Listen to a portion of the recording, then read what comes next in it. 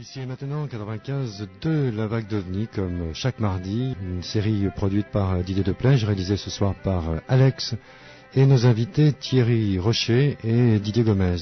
Didier Gomez est à distance, il va nous rejoindre dans un petit instant par le moyen du téléphone. Nous sommes ensemble pour plusieurs heures.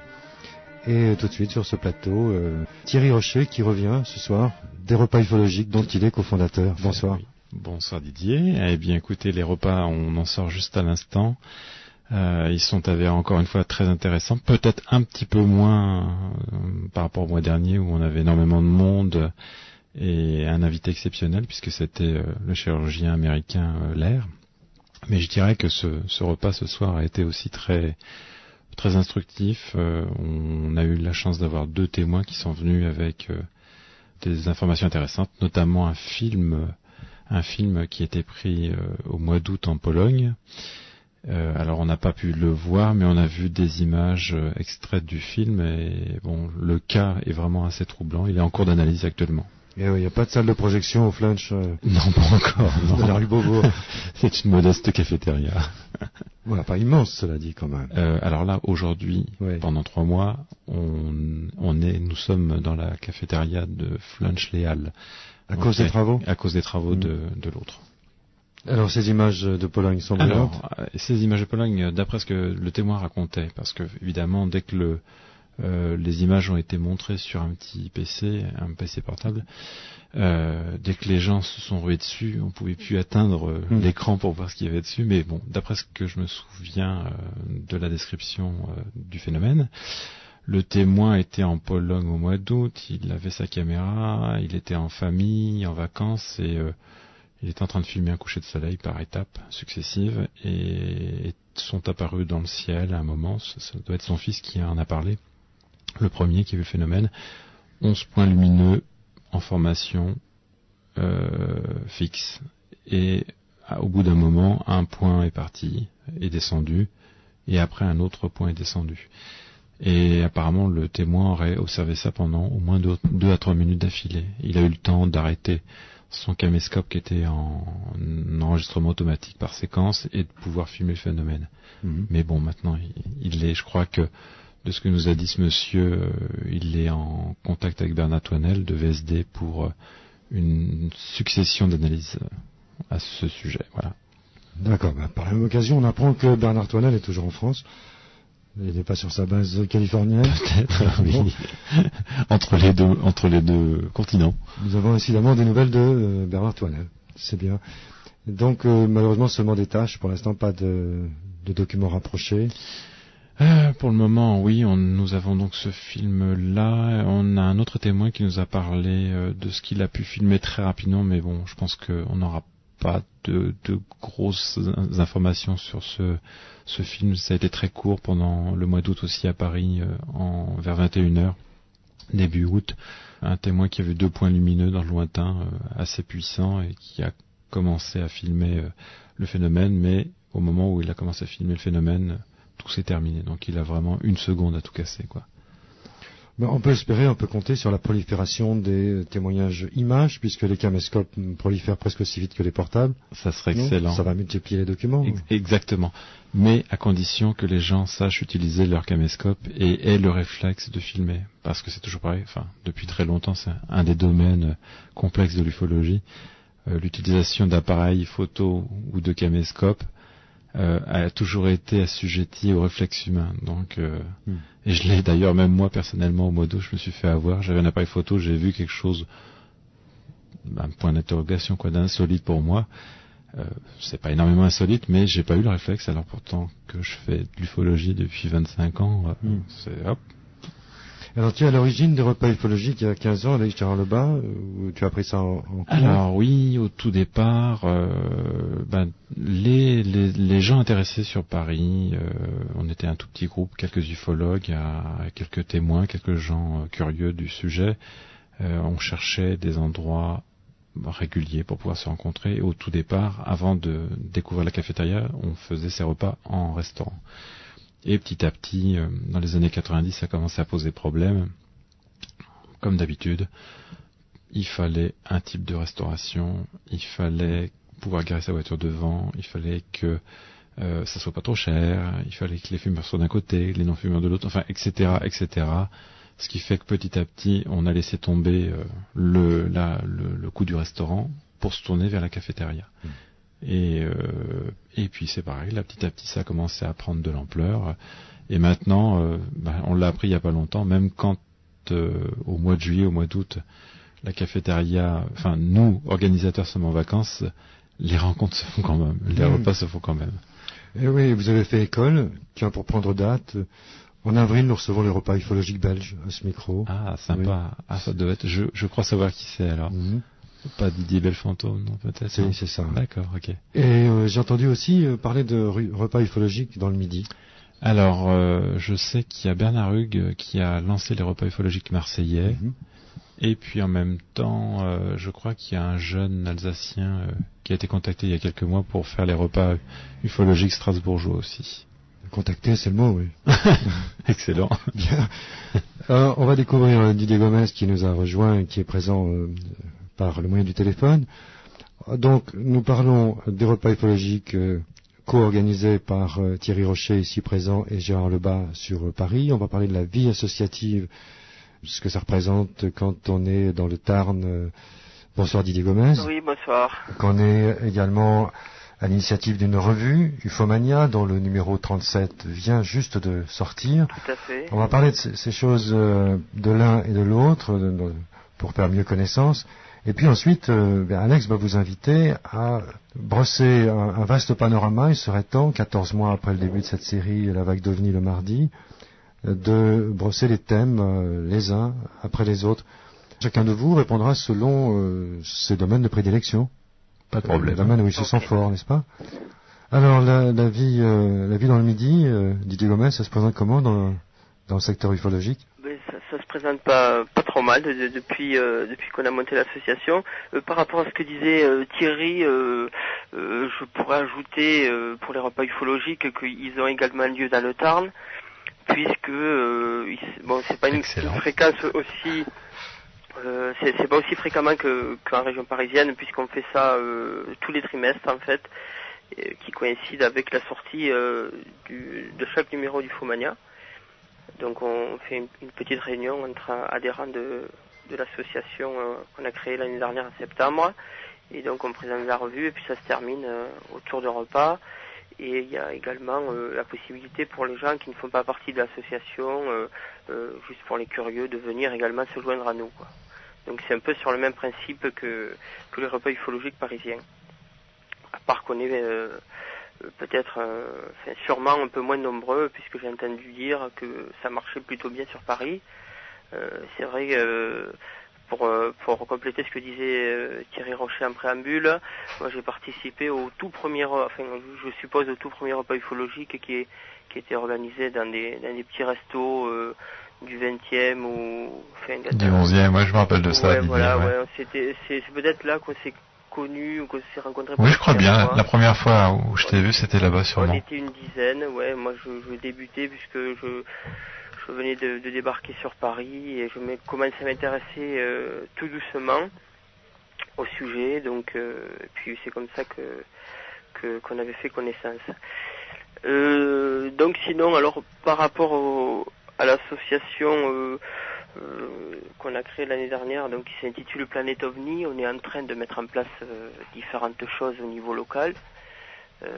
Donc on fait des réunions, mais on essaye aussi d'intéresser les gens en diffusant notamment des appels à témoins plus ou moins régulièrement dès qu'on a des témoignages, soit sur notre répondeur, soit sur Internet, puisqu'on a également un site Internet aussi qui existe depuis juillet 2001. Donc l'association n'était pas encore créée, mais on avait déjà le site, hein. Bon, on en parlera peut-être un peu plus tard. Et donc on essaye de mettre en place certaines choses. C'est vrai que les appels à témoins dans la presse fonctionnent plutôt bien, puisqu'on arrive à faire parler de nous et à avoir des témoignages. Les gens commencent à ne plus avoir peur de parler. Donc ça, c'est déjà un bon point. Et puis ensuite on va progressivement essayer d'avoir une diffusion, une couverture par rapport à Ufomania qui soit plus étendue. Mais c'est vrai que ça prend du temps et puis il faut s'armer de patience. Est-ce que vous avez le sentiment, tous les deux, Didier Gomez, qui vient de s'exprimer, et Thierry Rocher ensuite, qu'au fil des années, vous avez pu constater que le ridicule ne tue plus en ufologie, ou moins, fait davantage, ou moins de victimes? Alors moi personnellement, je serais assez mitigé par rapport à ça. C'est vrai qu'il y a actuellement deux courants un peu qui s'affrontent. Il y a vraiment les incrédules qui veulent pas du tout entendre parler du phénomène OVNI et qui se moquent carrément, quoi. Et puis il y a aussi une autre partie de personnes qui ils vont peut-être pas en parler ouvertement dans leur entourage, mais enfin ils vont commencer à évoquer le sujet et c'est pour ça qu'on a monté l'association. C'est parce qu'on s'était aperçu que quand on se faisait passer pour Didier Gomez qui s'intéresse au sujet OVNI, les gens paraissaient un peu réticents à vouloir témoigner. Par contre, si on met en place avec par le biais toujours de la presse ou par internet, si on met en place une structure donc associative, on s'aperçoit que les gens font plus facilement le pas et se confient davantage. Alors ensuite, dire s'il y a eu une évolution, je sais pas. Moi personnellement, j'ai du mal à dire oui ou non. Je sais pas ce qu'en passe Thierry. Eh bien, je pense que ce que tu viens de dire, tu as tout à fait raison. Je dirais que moi, je vois ça un peu plus loin dans le temps. Si on peut faire un comparatif par rapport à tout ce qu'on connaît dans le domaine, je dirais que le sujet OVNI s'est banalisé. Il est rentré dans toutes les couches et dans tous les sujets de société. Disons qu'il fait un peu moins rigoler que dans les années 50 par exemple, où c'était vraiment le gros sujet, canular, grosse rigolade, on pouvait faire beaucoup de choses avec. Maintenant, c'est plus banalisé, mais je pense que les avis sont toujours aussi tranchés sur la question quand même, quoi. Quels que soient les gens et quels que soient les métiers, tout simplement. Pour compléter ça, c'est vrai que nous on essaye au niveau de l'association, au niveau de la revue, on essaye justement de dédramatiser, on essaye de faire que les gens d'une part veuillent bien apporter leur témoignage, et c'est vrai que il y a pas mal d'enquêtes encore qui restent en suspens puisque on a retrouvé des témoins, mais on a du mal à avoir leur témoignage parce que soit ils occupent une fonction dans leur vie professionnelle et qui les mettrait un peu en danger, quoi, s'il y avait une publication de leurs coordonnées par exemple. Enfin il y a pas mal de personnes qui hésitent encore à vouloir témoigner. Donc c'est vrai que on essaye de changer les choses, mais c'est difficile de changer les mentalités comme ça du jour au lendemain, quoi. Oui, c'est la même chose pour les NDE. On évoquait ça l'été dernier avec Éric Rollet et son association Onde. Le paranormal, le phénomène OVNI, le phénomène des NDE, autrement dit sortie du corps, état proche de la mort, etc. Les gens hésitent toujours parce que, ils n'osent pas en parler à leur propre famille au risque de se croire internés, quoi. Je crois qu'à ce niveau-là, la société n'a pas changé. Je dirais que il y a toujours le clivage entre tout ce qui tient du paranormal et tout ce qui tient du normal. Donc forcément, les gens ne changent pas d'avis sur la question. Les préjugés non plus n'évoluent pas. Enfin, grosso modo, je dirais que il y a certaines évolutions, mais les gens restent quand même campés sur leurs avis. On a dans les couches de la société des gens qui vont pas vouloir en entendre parler. Et puis, à d'autres endroits, dans d'autres circonstances, on en parle tout à fait librement. Alors Alex, par quoi allons-nous commencer ce menu, sachant que les auditeurs pourront intervenir, bien sûr, dans ce débat avec Thierry Rocher et Didier Gomez. Eh bien, bonsoir à tous les trois. Nous allons commencer dans quelques secondes par les observations. Alors ce soir vous serez servi, on parlera de crop circle, d'enlèvement, d'implants, de théories, des différentes théories qui gravitent autour du monde ovni, des liens du monde ovni avec le paranormal. Là, ça va être un gros sujet évidemment, de Roswell, de la vague belge, du GEPAN, du CEPRA, de Cometa, des mouvements sceptiques, bref, tous les sujets y passeront. Ça fait environ 1 an que nous avons cette émission du mardi soir sur l'antenne de Radio Ici et Maintenant. Et nous allons faire ce soir un tour d'horizon avec Thierry Rocher et Didier Gomez. Vous êtes bien à l'écoute de Radio Ici et Maintenant 95.2 et aussi sur icietmaintenant.com. Headline edition, July 8, 1947. The Army Air Forces has announced that a flying disc has been found and is now in the possession of the Army. Army officers say the missile, found sometime last week, has been inspected at Roswell, New Mexico, and sent to Wright Field, Ohio, for further inspection. Headline edition will bring you special reports and interviews in a moment. Radio Ici et Maintenant 95.2, vous l'avez reconnu, c'était le Flash Info qui avait suivi le crash de Roswell, vous savez, le crash de ce ballon sonde à Roswell. Un drôle de ballon sonde d'ailleurs, toujours aussi inexpliqué cette avance technologique. Nous allons commencer donc, Didier Gomez, vous êtes toujours avec nous ? Oui, toujours, oui. Ok, c'est parfait, Thierry Roche aussi, il est en face de moi. Tout à fait. Donc ça va être plutôt pratique. Nous allons commencer par parler des observations. Alors de nombreuses observations ont été faites par des pilotes, par des particuliers, mais c'est vrai qu'on s'aventure plus du côté des pilotes, qui sont des personnes qui sont habituées à voler, qui ne peuvent pas non plus faire d'erreurs dues à la météo, par exemple, confondre un gros nuage, comme cela a déjà été fait, avec un objet volant non identifié. On en a interrogé quelques-uns sur cette antenne, notamment le commandant Loiseau, le commandant Crine, qui ont bien voulu répondre à nos questions. Nous avons aussi Monsieur Chollet, qui a répondu à nos questions. Bref, les observations, est-ce qu'on en recense toujours autant, et toujours autant de la part des pilotes et des officiels ? Thierry Rocher. Ah, c'est moi qui vais. Eh ben oui. C'est moi qui m'y colle. Alors, de ce que je peux connaître, parce que je ne connais qu'une partie de ce qui est relaté au niveau des observations, évidemment, hein, on est quand même quelques dizaines, enfin, peut-être une centaine sur la France à s'occuper de ça. Je pense qu'il y a toujours des observations, mais qu'elles sont beaucoup moins médiatisées, tout simplement, et à tous les niveaux, puisqu'apparemment, il y a eu un cas il n'y a pas longtemps d'observation par un pilote, mais j'en ai eu connaissance que de manière très fragmentaire. Je crois qu'il en était question dans une émission télévisée courant août de ce cas d'observation récent. Bon, on en parle moins peut-être parce que les industries ont elles-mêmes mis à la disposition des pilotes des carnets pour dire ces choses étranges qu'ils ont vues en vol. Oui, c'est vrai. À ce moment-là, ce n'est plus secret, donc on en parle moins. Alors, tout dépend ensuite de l'état d'esprit des pilotes, de la hiérarchie autour. Est-ce que l'information va vraiment suivre tout le canal qu'il faut ? Est-ce que les pilotes vont être assez opiniâtres pour continuer à transmettre leurs informations ? Là, c'est très fluctuant, quoi. Et puis, bon, il y a aussi sûrement d'autres observations intéressantes côté militaire, côté pilote militaire, mais là, c'est la grande muette. C'est le secret. Voilà. Didier Gomez, je vous rappelle que vous pouvez intervenir quand vous le désirez. Hein. Alors, justement, par rapport à...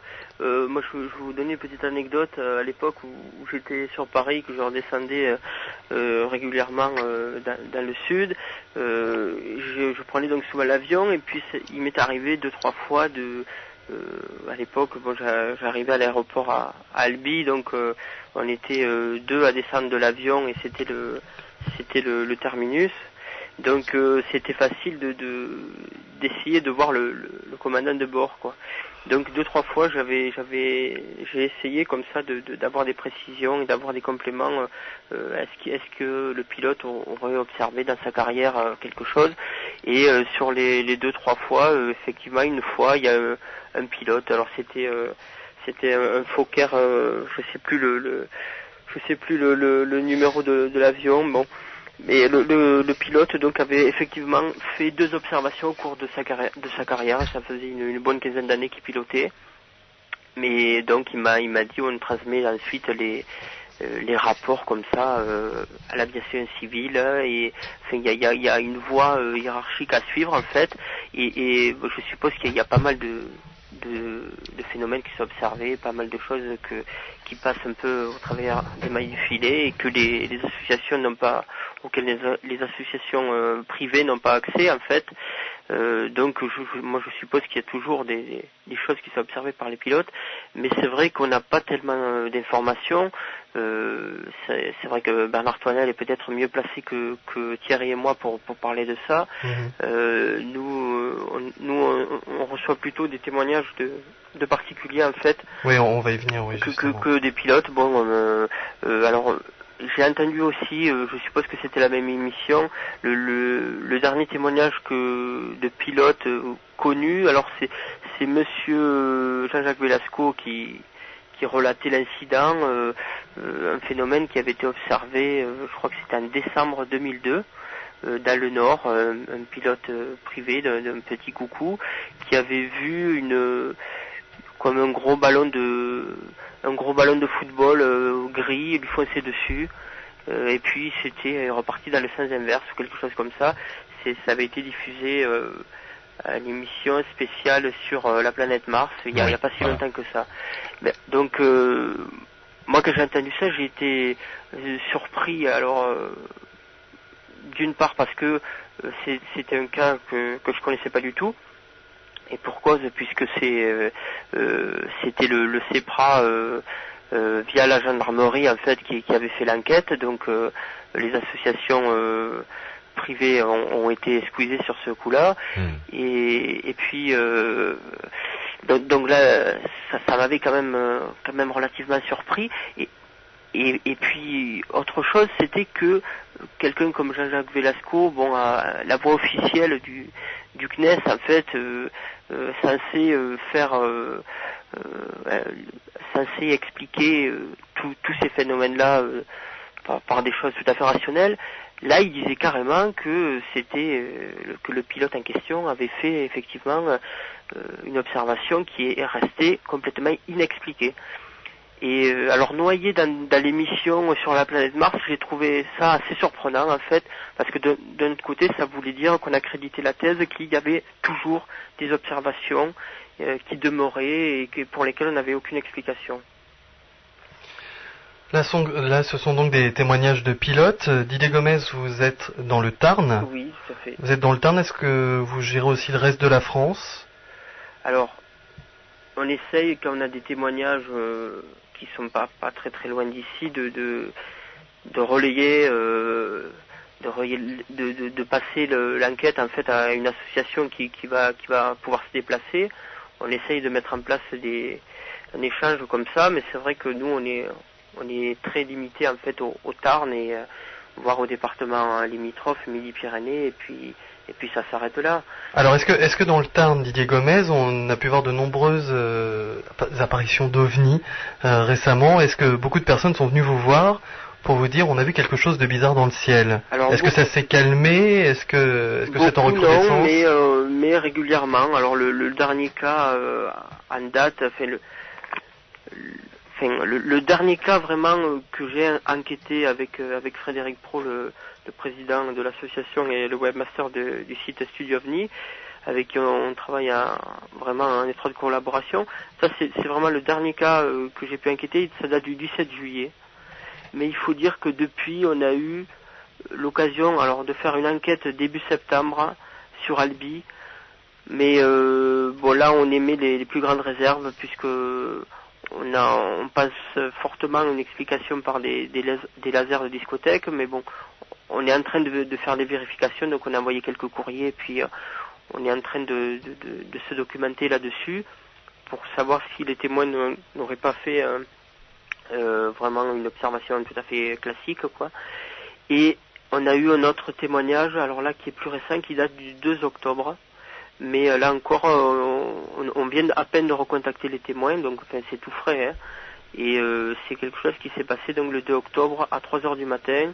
Il y aurait 4 témoins. Donc, mais bon, là on attend encore de rencontrer justement ces témoins. On leur a transmis un rapport, pour au moins qu'on puisse les rencontrer et se rendre compte sur les lieux, quoi. Didier Gomez, est-ce qu'on peut dire que ces témoins ont moins peur qu'auparavant de se dévoiler?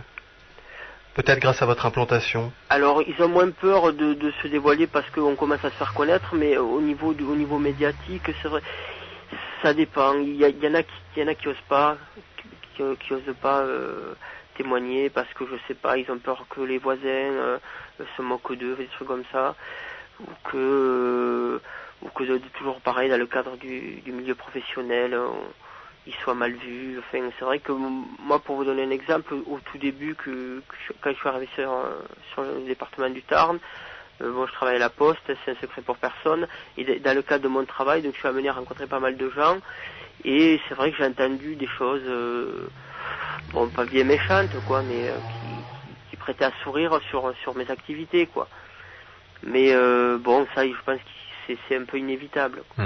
Ça a été le même cas pour moi aussi, c'est pareil. Dans les premières années. C'est un peu inévitable. Bon, après, il faut passer outre, et puis il faut montrer que c'est aussi une quête qui en vaut la peine, qui est assez intéressante. Donc voilà, après faut arriver à passer outre et montrer que développer le sérieux de la chose. Et puis moi souvent quand je fais des interviews auprès des journalistes, on me demande toujours, parce que alors c'est vrai que ça vous le savez peut-être pas, mais sur le Tarn il y a eu pendant quelques années les Raéliens qui étaient implantés ici à côté d'Albi. Donc c'est vrai que dans le discours qu'avait Claude Vaurillon au départ, il a eu un contact soi-disant avec un vaisseau spatial et des entités extraterrestres. Donc systématiquement, on essaye de cibler un peu ce que je fais par rapport aux sectes, parce que justement, si les gens peut-être n'osent pas trop parler, c'est parce qu'il y en a à tort, en fait, ils font l'amalgame entre sectes, ovnis et un peu les fous furieux. Mais vous ne chantez pas, Didier Gomez? Non. Vous n'avez aucun rapport avec Claude Vaurillon, alors ne vous inquiétez pas, vous ne l'aurez pas rencontré dans un bal ou...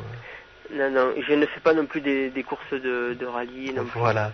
Mais c'est vrai que c'est quelqu'un qui a fait beaucoup de mal ici dans le Tarn.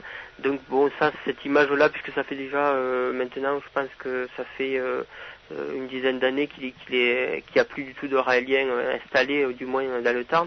Donc peut-être que maintenant les gens commencent à faire le distinguo entre tout ce qui peut être regroupé sous le surnaturel et tout ce qui est phénomène ovni au sens large, parce que je voudrais ensuite apporter des précisions par rapport au terme ovni dans l'esprit des gens. Mais pourquoi pas pour commencer cette émission, et nous verrons si Thierry Rocher est d'accord avec votre définition.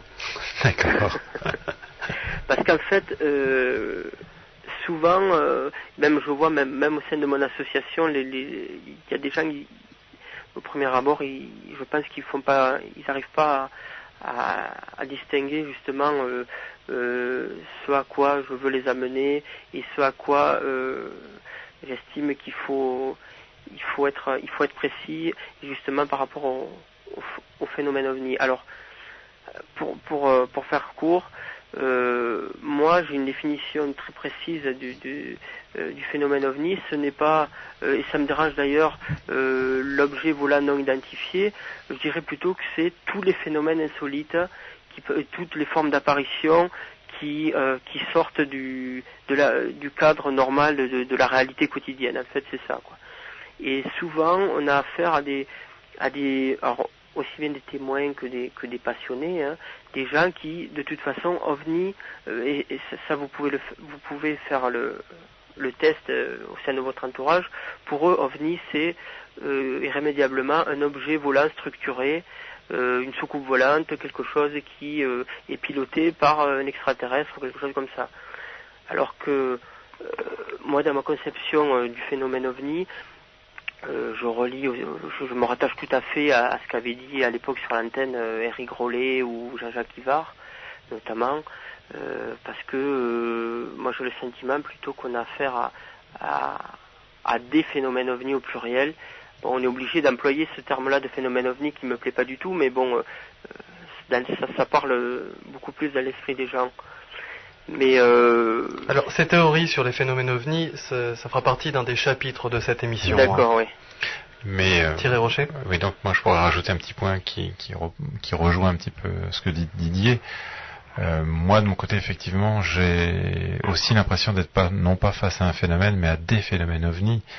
Et c'est vrai qu'on rencontre encore très très souvent la liaison, l'amalgame OVNI égale forcément extraterrestre, alors que pour moi, le phénomène OVNI n'est pas forcément d'origine extraterrestre. Il y a plusieurs... quand on enquête un peu sur ce genre de phénomène, sur tous ces cas, sur toutes ces observations, on découvre qu'il y a des fois plusieurs origines à une seule observation. Donc on ne peut pas parler de phénomène OVNI unique.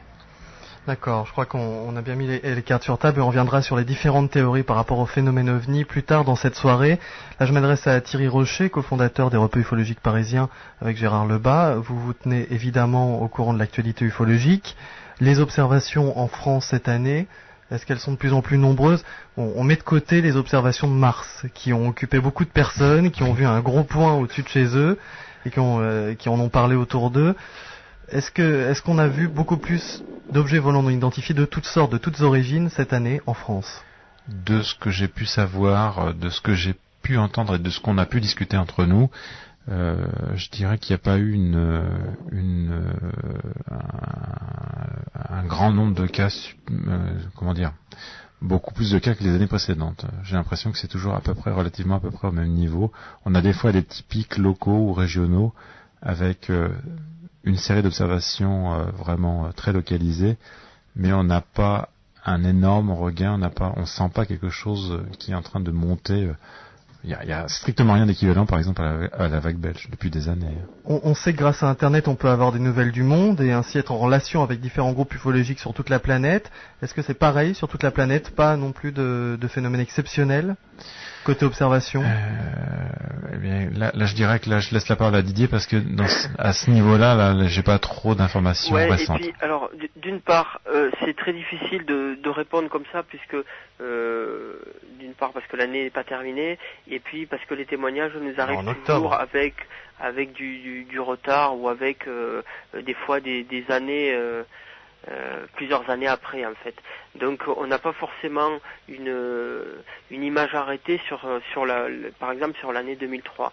Moi ce que je peux dire au niveau local, c'est que effectivement comme vient de le dire Thierry, j'ai pas constaté qu'il y ait eu plus ou moins d'observations que par exemple les 10 dernières années quoi.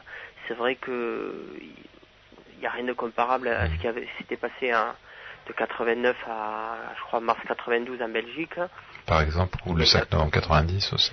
Voilà, et il n'y a pas eu, là, depuis une bonne dizaine d'années, vraiment de grosses observations. Moi, j'ai eu, l'année dernière, au mois de novembre, quelque chose de colossal. J'ai eu un témoignage, j'ai passé de suite un appel à témoins, et j'ai eu 30 ou 40 témoignages distincts. Et sur les 30 ou 40 témoignages que j'ai eus, il y en a eu 3 seulement pour lesquels je mets un point d'interrogation. Mais tout le reste, en fait, les gens n'avaient observé que une phase de ravitaillement en vol d'appareils militaires. Ils avaient très bien observé. C'est-à-dire que ce qu'ils nous avaient décrit, c'est effectivement, ça correspondait une fois qu'on a eu la réponse de l'exercice militaire, ça correspondait tout à fait à ce qui est à l'exercice militaire. Les descriptions correspondaient tout à fait au niveau de l'éloignement, au niveau forme, tout. Et, donc sur ce coup-là, on a eu en fait 3 témoignages pour lesquels on peut éventuellement dire que dont un notamment qui est dans Ufomania, là, dans le dernier numéro, qui est en page 4, il y a vraiment un témoignage qui pose problème, quoi.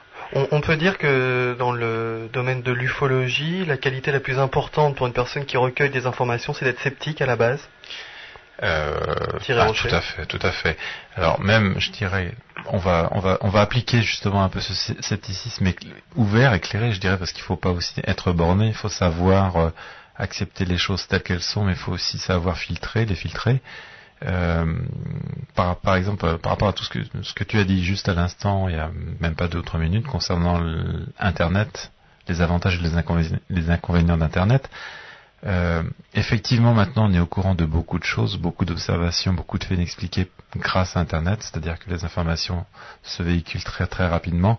Mais le problème, c'est que en retour, on n'est pas du tout certain de la fiabilité de ces informations. Donc, effectivement, il se passe peut-être beaucoup de choses dans tel et tel pays, mais après, il y a tout un travail d'enquête et de vérification qui peut prendre beaucoup de temps. On peut dire que dans le milieu ufologique actuellement, il y a des spécialistes qui sont en train d'apparaître et qui étudient chaque dossier, la photo, comme la semaine dernière avec ufphoto.org, nous avions un spécialiste sur le plateau. Tout à fait. Est-ce qu'il y a des spécialistes qui maintenant s'attardent sur ces témoignages et qui donnent leur aval ou non au dossier étudié? Alors, je pense qu'il doit y avoir, oui, sûrement des spécialistes ou des groupes spécialisés dans tel ou tel thème. Bon, et puis évidemment, il y a des sujets connexes qui sont toujours très très intéressants, sur lesquels l'ufologie va forcément aller se coller. Moi, j'avais connaissance à l'époque où j'avais commencé en ufologie, par exemple, je connaissais un groupe qui s'était spécialisé dans l'étude des cas pré-arnoldien. Alors, ce qu'on entend par pré-arnoldien, c'est tout ce qui est avant 47. Et il y avait largement de quoi faire dans ce domaine-là. Ah oui, c'est un exemple. Oui. Pour continuer ce que tu dis là, moi je revendique justement ça et je milite pour ça, pour que justement au sein du milieu ufologique il y ait que des spécialistes, c'est-à-dire que le travail soit divisé, parce qu'il y a tellement le dossier est tellement vaste que une seule association ou une seule revue ne peut pas tout traiter. Donc effectivement, c'est une bonne chose qu'il y ait des gens qui décident par exemple de s'intéresser qu'aux enlèvements ou qu'aux implants, enfin les différents thèmes qu'on va aborder ce soir. Parce que c'est très très difficile, moi je le vois ici, c'est très difficile d'être partout à la fois, quoi. Tout à fait. Tiens, je pourrais te donner un autre exemple, par exemple, tout simplement se spécialiser dans tout ce qui est cas français ou tout ce qui est cas étranger. Ne serait-ce que ça, c'est un travail énorme. Et par rapport au site internet, alors c'est vrai qu'il y a pas mal d'infos qui est transmise sur les différents sites en ligne. Moi, j'ai un peu fait l'expérience, notamment pour venir à ce que je disais sur les cas de novembre 2002. Il y a encore certains sites, pourtant j'ai renvoyé des courriers électroniques pour leur préciser que il y avait une explication par rapport à l'exercice militaire. Il y a encore certains sites qui référencent les premières données que j'avais données à l'époque, les premières informations que j'avais transmises sur le net, pour dire qu'il y avait eu des témoignages. Mais ces témoignages-là, les tout premiers qui m'avaient servi au départ par rapport à la presse d'appel à témoins, ces premiers témoignages ont été totalement expliqués. Mais il y a encore des sites qui ont gardé ça en archive, et quelqu'un qui va tomber par hasard là-dessus, il peut prendre pour argent comptant un témoignage qui en fait n'a pas lieu d'être, quoi. Donc ça, c'est un peu le problème. Il faudrait arriver, j'ai discuté de ça avec Jean-Jacques Ivars, il faudra arriver à avoir un site dévolu au recueil de témoignages qui transmet ensuite l'enquête à une association locale qui ensuite fait suivre. Voilà, donc il y a un gros travail à faire, et c'est peut-être fait dans des pays comme l'Italie ou la Grande-Bretagne, mais en France, on a beaucoup de mal à se transmettre les informations, et ça c'est très dommageable. Oui, c'est ça, Didier Gomez, tu es en train de nous parler, je te laisse la parole Thierry juste après, mais tu es en train de nous parler, Didier, d'une connivence, d'une entente et d'arrangement entre différents groupes d'études ufologiques, alors qu'on voit pourtant des conflits de personnes dans ce milieu en permanence. Ouais, mais ça, j'ai l'impression que c'est typiquement français. C'est vrai que, je ne vais pas citer de nom, mais c'est vrai que chacun fait un peu sa petite revue ou ses propres enquêtes pour lui, et ça, je trouve ça vraiment dommage, quoi, parce qu'il y a tant de choses à faire en commun, et moi j'essaye de me battre pour ça. Bon, alors par rapport aux associations étrangères, c'est difficile parce que il y a la barrière de la langue, c'est très difficile d'avoir une époque je me posais la question, je me disais c'est bizarre, il n'y a pas d'observation ovni en Allemagne, mais en fait il y en a comme partout ailleurs. Mais bon, comme il y a peut-être personne pour faire les traductions ou pour faire suivre l'information, il se trouve qu'on n'a pas tellement d'infos récentes sur les pays comme ça, où évidemment, bon, les pays comme la Chine, on arrive un peu à avoir des infos, mais c'est vrai que c'est très difficile. Donc, ne serait-ce qu'au niveau français, on devrait pouvoir arriver à faire beaucoup mieux que ce qu'on fait actuellement, quoi. Vous y gagneriez en respectabilité? Tout à fait. Je pense qu'aussi qu'il faudrait aussi que aussi bien les associations que les indépendants, que les chercheurs fassent preuve de tolérance tout simplement. Et je crois qu'on pourrait créer un réseau informel d'échange d'informations, quelles que soient les tendances et quelles que soient les opinions personnelles. Ça serait le rêve, quoi. Alors justement, revenons donc sur ces observations. On parlait de l'Allemagne il y a quelques instants. Est-ce que les observations d'objets volants non identifiés, on y reviendra tout à l'heure, sont différentes selon les pays, selon la culture du pays, ou est-ce qu'on observe la même chose dans le monde entier? Didier, Thierry. Ouais, moi j'ai un avis là-dessus, alors peut-être que Thierry va pas être d'accord avec moi. Moi ça fait une bonne quinzaine d'années maintenant que je m'intéresse au sujet, que je me suis pas mal documenté au niveau des revues, même des vieilles revues américaines qu'on trouve plus. Enfin, j'ai lu pas mal de choses et moi je dirais qu'effectivement le phénomène OVNI ou les phénomènes OVNI s'adaptent suivant la culture, mais aussi s'adaptent suivant donc la culture locale, suivant le pays, suivant le témoin. Donc il y a tout un ensemble de paramètres en fait qui rentrent en ligne de compte et on s'aperçoit notamment, je ne sais pas si Thierry a lu ce bouquin qui s'appelle UFO Danger Zone de Bob Pratt. Non, je l'ai pas lu. Qui est donc un chercheur américain qui est allé au Brésil et qui a recueilli comme ça des témoignages. Et on s'aperçoit qu'au Brésil, le phénomène OVNI, dans certains cas, il y a eu des personnes qui sont décédées des suites d'une observation.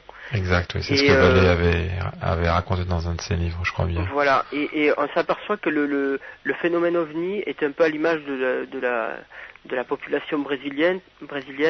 Il est plus violent qu'ailleurs. Moi, j'ai fait aussi le parallèle, notamment avec le phénomène des enlèvements tel qu'il apparaît depuis une vingtaine d'années aux États-Unis.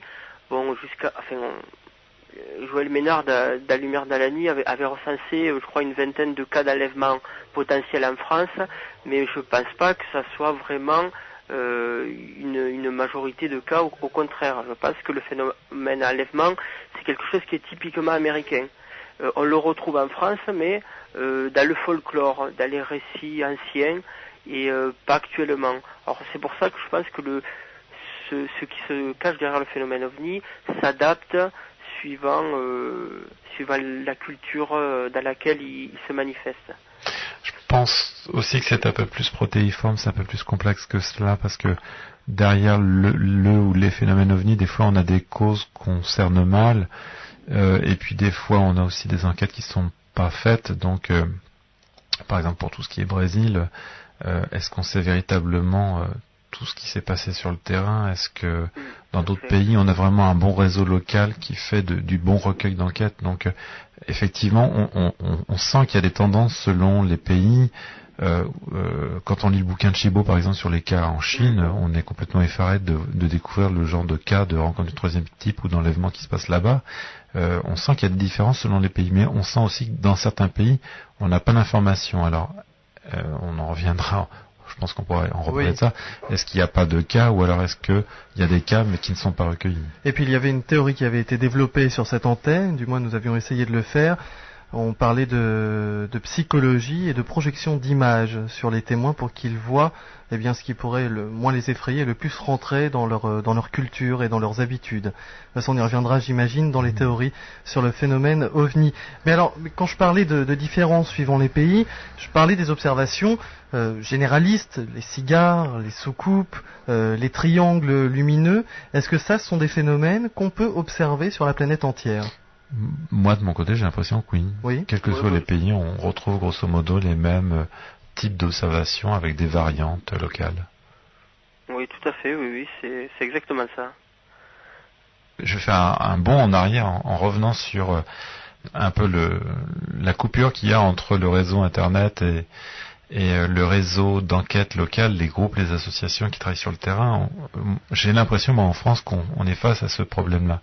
C'est-à-dire qu'il n'y a pas une liaison entre l'ufologie via Internet et l'ufologie, entre guillemets, l'ufologie classique et l'ufologie de travail sur le terrain.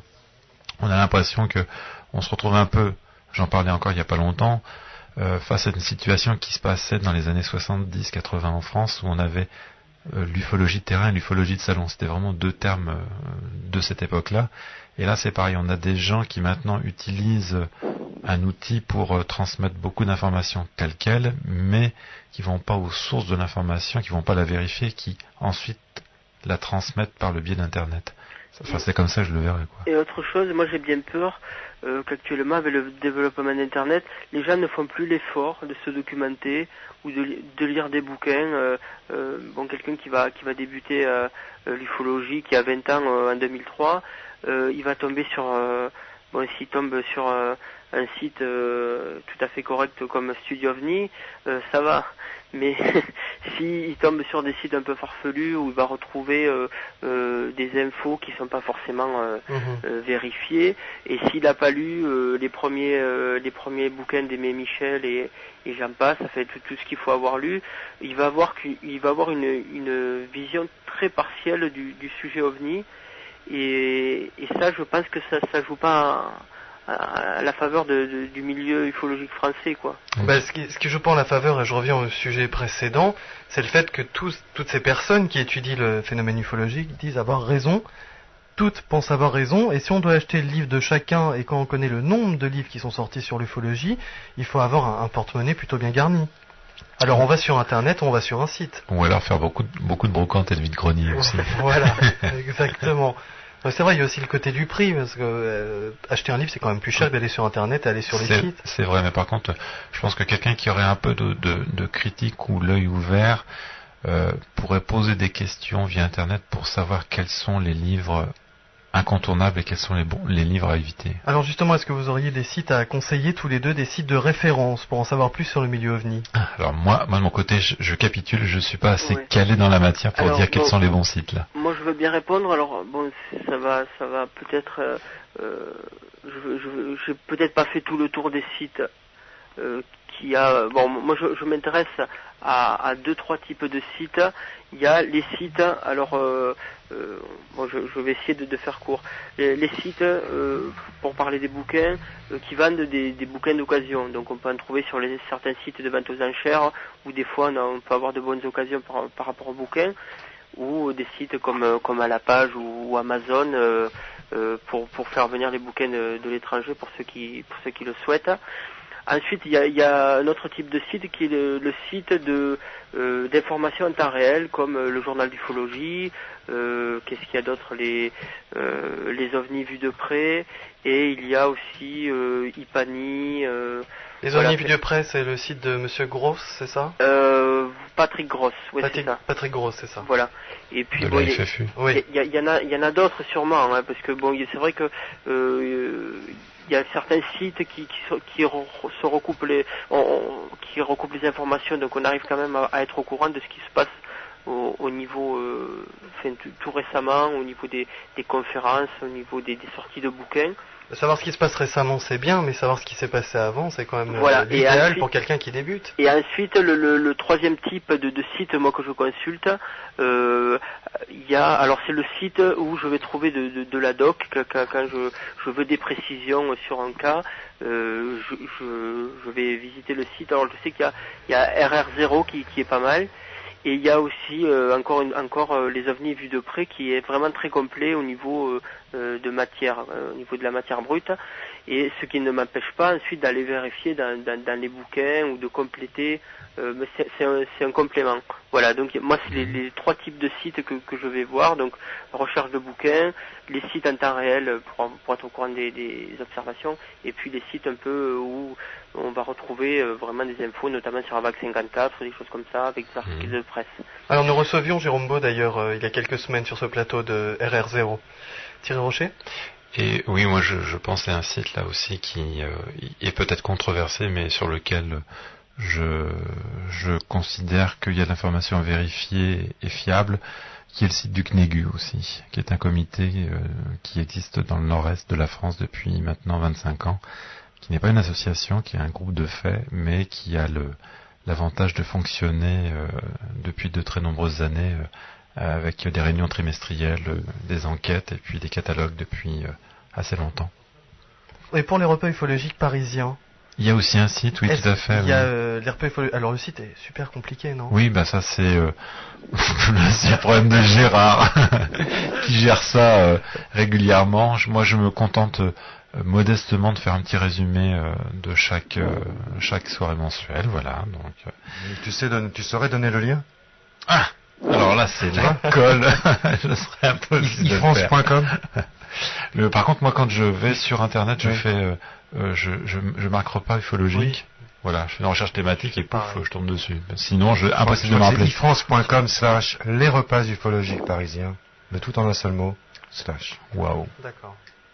Si vous ne le trouvez pas, vous le mettez sur n'importe quel moteur de recherche, vous tapez les repas ufologiques parisiens, et puis vous tomberez dessus, et vous aurez les dates et les invités. Exactement. Alors, justement, je voulais savoir si quand on allait pour la première fois au repas ufologique parisien, est-ce qu'on est perdu parce que les personnes qui sont là-bas n'ont pas assez de recul et ne savent pas nous expliquer ce qui s'est passé auparavant, ou est-ce qu'on peut s'y retrouver? Alors oui, tout à fait. Pour les personnes qui arrivent pour la première fois, on est perdu. Ça, je le reconnais. Le principe du repas, c'est un forum, c'est-à-dire que c'est vraiment un lieu d'échange. Les personnes arrivent, on se met un peu au diapason pour voir un peu ce qui se passe. C'est vrai que par rapport à un café ou un lieu de conférence, on fonctionne pas du tout de cette manière-là depuis des années. Puis il faut dire aussi que il y a des gens qui se sont liés d'amitié depuis maintenant des années, donc il y a des groupes qui se sont formés. Je dirais que c'est un peu une grande famille maintenant, avec il y a un noyau régulier d'à peu près une bonne trentaine de personnes, et autour gravitent des personnes qui viennent de manière ponctuelle ou des nouvelles têtes. Donc effectivement, au premier abord, on peut être extrêmement surpris par cet aspect des repas. Alors après cet énorme détour, nous refaisons un tour du côté des observations. Est-ce que maintenant il est plus facile d'avoir des informations de la part des militaires ou des aéroports? Alors, sur ce qu'on, par exemple, un témoin vous dit j'ai vu une lumière, ça vous fait penser peut-être à une action militaire. Est-ce que maintenant on peut appeler des bases militaires et avoir les informations facilement? Moi, de mon côté, je dirais que non. La situation n'a pas changé. Malgré l'évolution de la société, le domaine militaire reste secret. Peut-être qu'on peut avoir des informations, mais de manière officieuse, en passant par des biais ou des personnes qu'on connaîtrait au point de vue familial ou professionnel. Je pense pas que de ce côté-là, ça a évolué. Côté aéroport, je pense que là, il n'y a pas trop de problèmes. Il y a déjà 20 ans, on pouvait les contacter assez facilement quand même. Didier Gomez? Je suis tout à fait d'accord avec Thierry, ça n'a pas trop changé en fait, c'est très difficile d'avoir des informations émanant des militaires, mais par rapport, alors je reviens une troisième fois, par rapport au cas qui m'a intéressé en novembre 2002, justement à cet exercice militaire, moi j'avais appelé puisqu'il y avait, j'ai réussi à avoir par un pilote privé, alors ça s'appelle bulletin de navigation aéronautique, c'est transmis par Mérignac à tous les pilotes privés qui ont soit un avion, soit un hélicoptère personnel. Et c'était le cas pour quelqu'un que je connais, qui est basé à Groyer, donc là où je travaille, qui a lui-même un hélicoptère. Donc il m'avait transmis ces bulletins aéronautiques sur lesquels il a précisé au niveau de la navigation aérienne tous les couloirs dans lesquels il ne faut surtout pas se trouver à certains horaires, donc aux horaires où il y a l'exercice militaire en question. Sur ces bulletins aéronautiques, il y avait des coordonnées, on pouvait appeler notamment à Taverny, il y avait des coordonnées téléphoniques de militaires qu'on pouvait contacter, donc moi j'ai pris la peine j'ai tenté ma chance en fait, et bon, j'ai pas pu avoir d'informations précises par rapport au témoignages moi que j'avais eu qui parlaient de phénomènes lumineux à haute altitude qui en fait s'apparentait à l'exercice militaire. J'ai pas eu d'informations pouvant corréler ces témoignages, mais j'ai pas eu non plus on m'a pas non plus raccroché au nez en me disant les ovnis tout ça nous intéresse pas. C'était plus on m'a plutôt dit de rappeler plus tard parce que la personne en question qui répondait ne pouvait pas répondre au moment où j'appelais. Mais bon, je pense que ça n'a pas tellement changé quand même tout ce qui est militaire ou tout ce qui regarde la gendarmerie. Pour parler peut-être que Thierry a une pratique aussi des rapports de gendarmerie. Moi, j'ai jamais pu avoir de rapport écrit ou de confirmation de la part des gendarmeries, Oui. sauf une fois parce que le témoin était un gendarme et qu'il a bien voulu me donner le rapport qu'il avait fait à sa hiérarchie. Voilà, bah oui, c'est vrai Oui, qu'à Thierry. une époque, on avait assez facilement les PV de gendarmerie. Dans les années 60, 70, 80, ça s'obtenait vraiment relativement facilement parce que c'était souvent par connaissance, relations professionnelles ou familiales. Et puis après, les lois de respect de la vie privée sont arrivées, notamment en 79, ce qui fait que maintenant, c'est devenu beaucoup plus difficile à avoir. Il faut, comme à l'époque où j'étais à SOS OVNI, on a fait plusieurs procédures judiciaires pour obtenir certains PV de gendarmerie. Il fallait passer par le procureur de la République et puis il y avait toute une mise en marche judiciaire qui était assez lourde pour pouvoir les obtenir. Et encore quand on les obtenait, il y avait des informations qui avaient été enlevées dessus. Je rappelle à tous ceux qui nous rejoignent maintenant que vous êtes à l'écoute de Radio Ici et Maintenant 95.2, que vous pouvez aussi nous écouter sur icietmaintenant.com, que nous sommes ce soir avec Didier Gomez et Thierry Rocher. Nous faisons ce soir une sorte de bilan de 1 an d'ufologie. Nous avons commencé cette émission il y a un petit peu plus d'1 an et nous avons commencé par les observations d'OVNI. Alors avant de passer au prochain sujet, est-ce que vous avez l'impression d'avoir tout dit ou à peu près tout dit sur le sujet des observations? Alors, ça tombe très bien parce que moi je voulais glisser un petit mot concernant le problème de l'ufologie face au problème, face aux militaires. En disant que c'est un des gros écueils de l'ufologie à l'heure actuelle, c'est quand on veut faire de l'enquête, eh bien même si on a des contacts épisodiques avec le domaine militaire, et même si ces spécialistes nous répondent qu'il s'est rien passé, on ne saura jamais le fin mot. Donc je trouve que on est face à un véritable problème en tant qu'enquêteur sur ce genre de témoignage. Il nous manque tout un élément d'activité spécialisée sur le terrain, et ça c'est bien dommage parce qu'on ne pourra jamais être sûr que les militaires, quelle que soit leur affectation, quelle que soit leur technique, n'ont pas été dans un coin et n'ont pas fait quelque chose. Nous faisons une petite remontée musicale et nous passons au prochain sujet, les crop circles.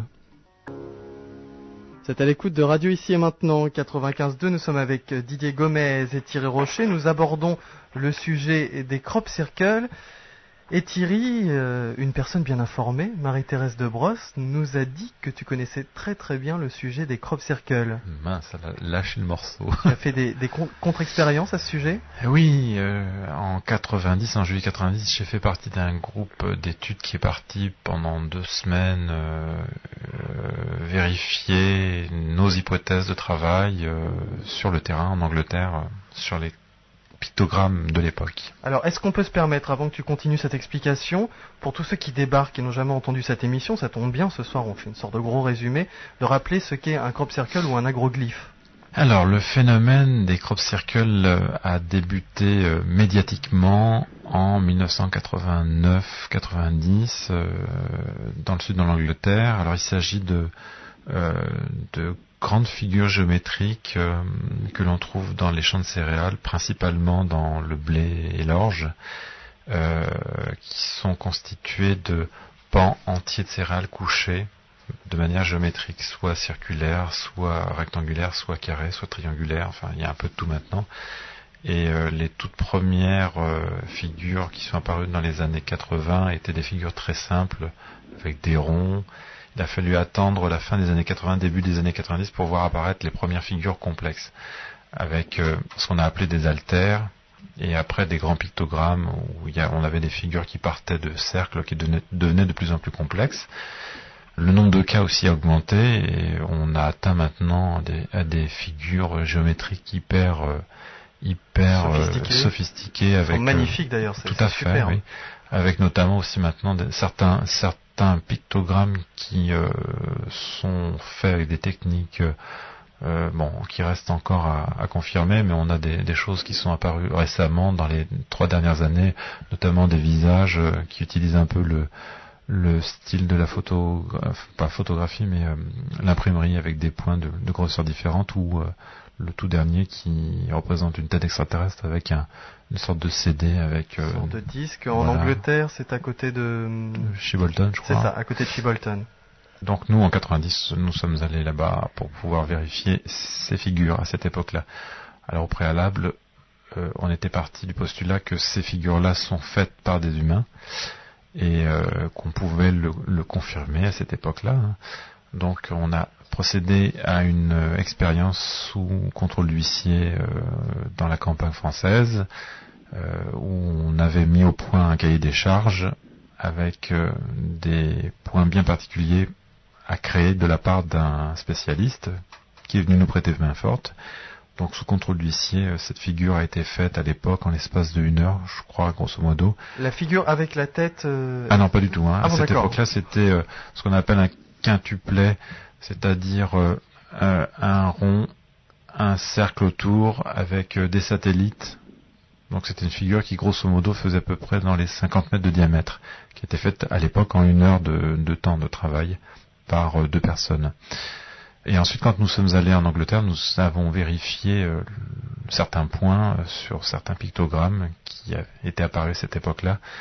Et on a pu constater que dans certains cas, on trouvait les marques de création des pictogrammes et les manières dont avaient été faits ces pictogrammes à cette époque-là. Bon, maintenant, c'est moins évident dans la mesure où nous ne sommes pas revenus sur place et nous n'avons pas étudié les toutes dernières figures.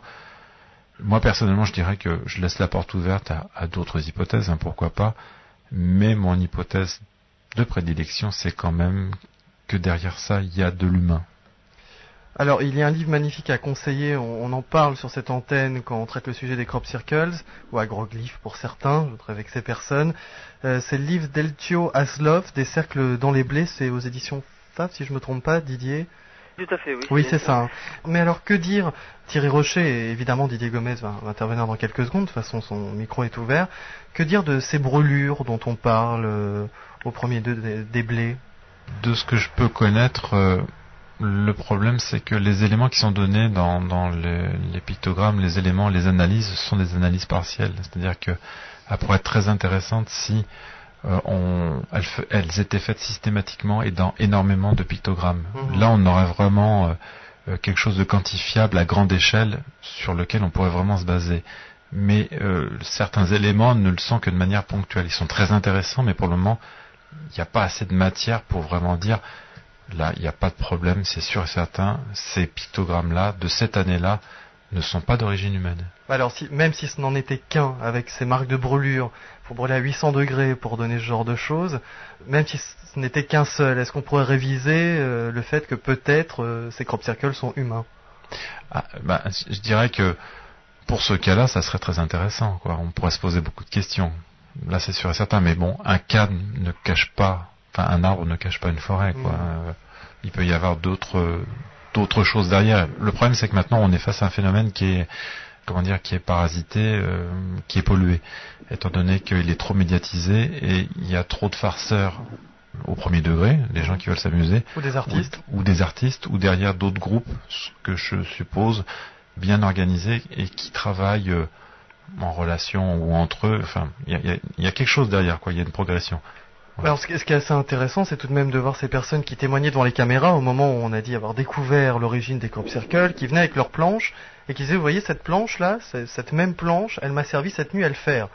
Alors physiquement, pourquoi pas, c'est réalisable, mais c'était quand même des planches qui étaient parfaites, toutes propres, et on sait quand même aplatir des herbes, ça laisse des traces. Ça, je pense que c'est la première grande opération médiatique qui remonte à 91, je crois, avec nos deux grands-pères.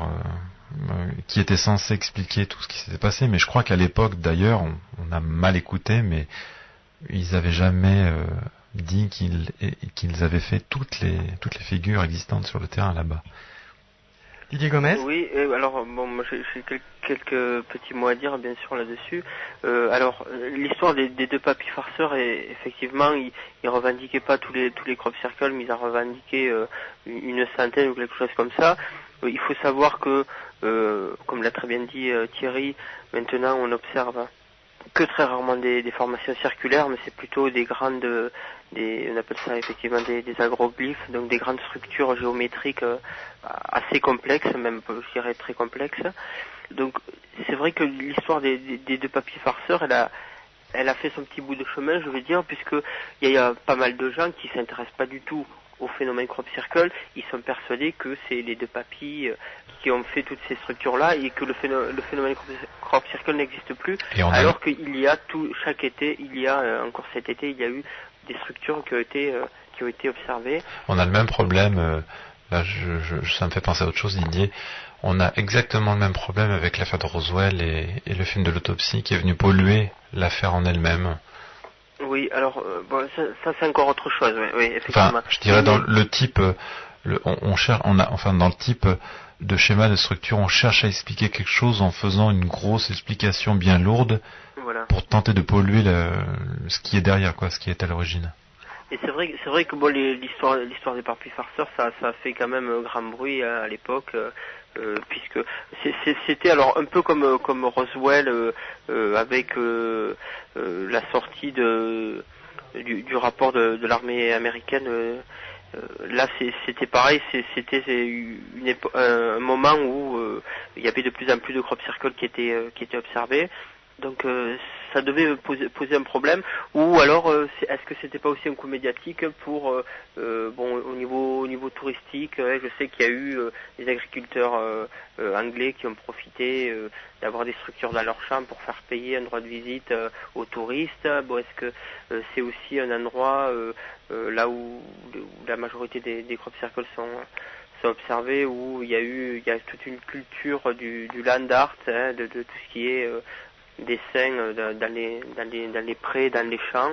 Donc il y a plein de paramètres qui rentrent en ligne de compte. Oui. Moi je crois quand même encore aujourd'hui qu'il y a un vrai problème. Bon, il y a eu effectivement des canulars, il y a effectivement des choses qui ont été réalisées par des artistes ou par des gens qui voulaient juste s'amuser un peu, mais il y a quand même encore il y a beaucoup de points qui sont pas éclaircis. Alors moi par rapport au crop circle, je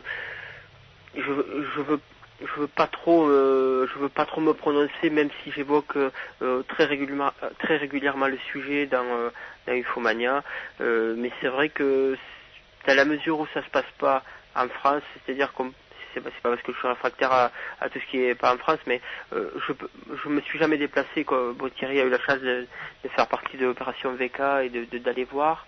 C'est vrai que quand c'est quelque chose qui se passe assez loin de chez soi, c'est très difficile de se faire une opinion précise sur le sujet.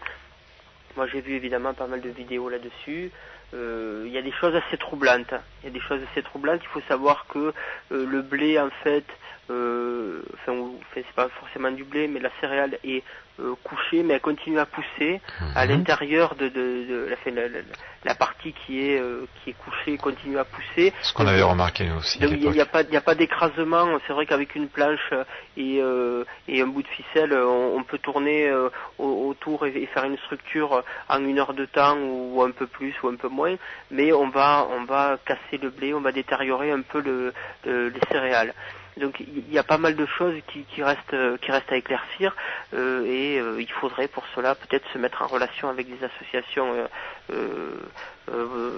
locales là-bas en Angleterre. Moi il y a un site que je recommande qui s'appelle cropcircleconnector.com, sur lequel on est au courant de tout ce qui s'est passé cet été. Ne serait-ce que pour le plaisir des yeux. Et les étés précédents, c'est vrai que c'est magnifique.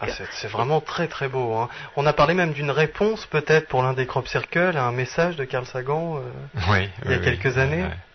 Je dirais que moi, dans le problème des crop circles, si franchement on était face à un phénomène inconnu, je pense que depuis le temps il serait capable de montrer qu'il est hors norme en faisant quelque chose de vraiment anormal, vraiment gigantesque. Je pense que si vraiment il y avait quelque chose de non humain derrière ça, une autre technologie, il serait capable de faire une signature dans les blés qui serait tellement énorme et sans équivoque qu'on n'aurait plus de questions à se poser. Mais quand même, le dessin de Shibolton avec la tête extraterrestre, avec ce disque et les collines derrière, je me souviens parfaitement de ce dessin et qui m'avait retourné tellement il était beau. Enfin, de voir un truc d'une telle taille, c'est quand même... Je pense que c'est fait exprès. c'est quand même énorme. Tout à fait. Oui. Enfin, j'imagine que c'est pas un travail qu'on fait en 1 heure, ça. Ah non, mais Et c'est juste à côté d'une base qui est quand même assez surveillée. C'est une base de communication, si je me trompe pas. C'est ça d'ailleurs qui est assez surprenant, quoi. Alors, le truc, quand même, on le fait à côté d'une base, là où il y a de la surveillance. Mais je pense que c'est volontaire, mais et puis en plus effectivement, je pense que c'est fait exprès pour troubler. Pourquoi le faire à côté d'une base? Une base qui est très surveillée, en plus. Je dirais que les gens qui sont dans la base vont surveiller que ce qui se passe dans la base, ils vont pas s'occuper de ce qu'il y a aux alentours. Et le problème, c'est qu'on peut jouer là-dessus aussi. C'est un peu comme ce qui s'est passé avec les figures à côté de Stonehenge. Bon, ça a été fait volontairement justement pour que ça soit troublant.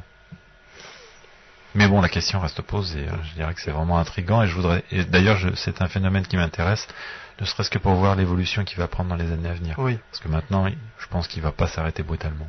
Et le séminaire de 2 semaines, cette opération Vega, c'est ça? VK, ouais. VK, c'était la contraction de voyage d'études sur les cercles anglais. D'accord. Et c'était quoi exactement alors? C'était un regroupement de plusieurs ufologues de l'Est de la France, enfin même pas, de l'Est de Paris, Paris-Bretagne aussi, enfin on venait un peu de toute provenance et puis on avait décidé de se réunir, de travailler pendant plusieurs mois à l'avance sur certains points bien particuliers et ensuite de se déplacer pour les vérifier sur le terrain, ce qu'on a fait à l'époque et ce qu'on a refait. Enfin, la première fois ça s'est fait en 89 avec un certain nombre de personnes.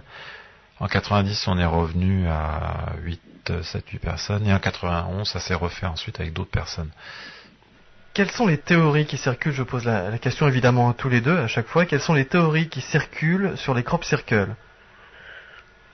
Bon, alors, il y a différentes théories qui circulent. Il y a, moi, une qui m'a séduit le plus, c'est la théorie d'une arme militaire à micro-ondes qui serait capable de faire ce genre de figure. Le livre à Dellinger. Ouais, c'est pas ça, Manuel Dellinger. Il y a également, alors bon, évidemment, la théorie toute banale, c'est l'explication humaine, donc des jeunes étudiants universitaires anglais qui s'amusent la nuit à faire ça. Moi j'ai du mal à croire qu'il y ait autant de structures de fait. Je sais qu'il y a un site. Alors j'avais mené l'enquête mais j'ai pas réussi à avoir d'informations. Il y a un site anglais sur lequel ils annoncent des figures qu'ils vont réaliser. Et ils ont revendiqué comme ça quelques-unes des dernières structures qui ont été faites notamment en 2001 et 2002. Mais de mémoire, je m'en rappelle plus du tout l'adresse du site, mais en fait, il y a sûrement dans le lot beaucoup de choses qu'on pourrait expliquer. Moi, j'ai du mal encore à avoir la relation avec le phénomène OVNI, bien qu'il y ait des documents. Bon, je parle pas des documents vidéo qui sont diffusés sur Internet où on voit des boules lumineuses au-dessus des champs et puis on voit une formation qui se fait instantanément, puisque bon, alors je sais pas je peux pas apporter non plus de précision là-dessus, mais bon, apparemment c'est des choses qui sont c'est du trucage informatique. Oui, ce document-là est un faux. Oui. Voilà, ce document-là en particulier est un faux. J'ai vu une cassette récemment, la cassette qui était en vente dans le magazine Nexus, je crois qu'il est de soit cette année, soit à la fin de l'année dernière, où il y avait des associations anglaises qui se rendaient sur le terrain et à proximité d'un cercle, et ils avaient vu des hélicoptères de l'armée britannique et qui étaient des hélicoptères qui étaient suivis ou qui surveillaient à proximité d'une formation crop circle qui surveillait une boule lumineuse. Donc ça c'est un document. Bon, on voit pas la boule lumineuse ou le phénomène OVNI en train de faire le crop circle, mais il y avait une relation qui était peut-être à noter. Mais moi je préfère rester assez sceptique par rapport au crop circle, et j'ai du mal à leur attacher des observations classiques et des rencontres rapprochées. Oui. Évidemment, il y a des théories qui disent donc que ce sont des signaux, des messages pour les êtres humains. Il y a même un réalisateur hollywoodien, Night Shyamalan, qui a fait un film qui s'intitule Signs. Signs où les crop circles, là, pour le coup, seraient carrément des repères, des sortes de pistes d'atterrissage pour ceux qui viendraient conquérir la Terre, carrément. Il faut voir le film Cousin Germain de Science qui s'appelle Warnings aussi, qui est pas mal dans le même genre aussi, c'est pareil. Et là, c'est la même théorie ? Pareil, oui. C'est-à-dire que là, c'est carrément les pictogrammes qui sont faits dans du maïs, comme dans Science. Hein. Donc, par rapport à la réalité, on sait très bien que le maïs, c'est très difficile à faire au niveau pictogramme. Là, carrément, ce sont des portes spatio-temporelles qui s'ouvrent, les extraterrestres envahissent la Terre par ces pictogrammes-là, qui deviennent lumineux d'un seul coup. C'est à voir, hein, à l'occasion. C'est à voir, c'est Warning, c'est ça ? Ouais, Warning. Un grand film, je suppose. Ouais, Mais c'est vrai que c'est assez marquant quand même, ce phénomène des crop circles, parce qu'on a tous en mémoire l'Amérique du Sud, on a tous en mémoire ces grands dessins d'aigles, d'oiseaux sur le sol. On est face à, ça fait partie du genre de phénomènes qui sont qui sont étonnants, mais inversement proportionnels au phénomène ovni. C'est-à-dire que on est face à un phénomène tangible, on a des traces face à soi, mais on ne sait pas qui provoque ça. Contrairement au phénomène ovni, où on voit on a des témoignages dans tous les sens, et on n'arrive pas à le prouver. Il nous échappe entre les mains, il nous passe entre les mains. Un peu pareil pour les mutilations de bétail aussi, c'est pareil, où là on est face à des corps, à des cadavres qui ont été découpés, et on ne sait pas qui ou quoi fait ça. Quelque chose à rajouter, Didier ? Oui, tout à fait. C'est un peu le problème. Le problème, c'est effectivement qu'on a des traces, mais qu'on n'arrive pas à donner une explication. Dans les cas de certains cas rencontres rapprochées, il y a également des traces qui sont faites. Moi, j'avais fait une contre-enquête sur un cas ici qui s'était passé durant l'automne 54, où il y a eu des traces d'herbe, enfin il y a eu de l'herbe calcinée suite à une observation de scoop avec humanoïde. Mais bon, en fait, je dirais autant pour les crop circles que pour le phénomène ovni, on est autant démunis en fait, puisque bon, même si on arrive à avoir des traces, bon là, en l'occurrence pour les crop circles, c'est quand même assez phénoménal ce qui apparaît dans les champs. Mais on est toujours au même point. Moi, je dirais que ce qui est peut-être le plus intéressant, c'est la symbolique en fait. Et tout à l'heure, Thierry, tu parlais tu faisais la relation un peu avec Roswell, et par rapport au